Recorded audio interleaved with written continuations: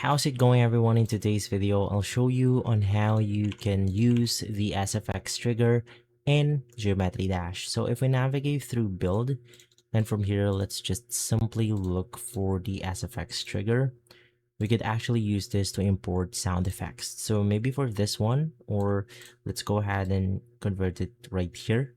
You want to click on edit object, and you could simply edit out the tone of the actual sound effect for something like speed, volume, loop, pitch, reverb, and many more.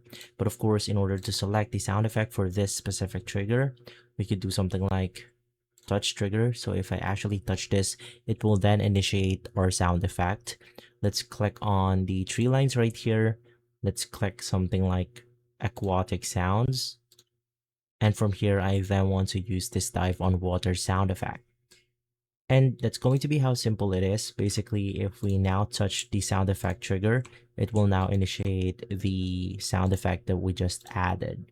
Once again, you could control the sound effect for something like speed, volume, pitch, reverb, loop, and more.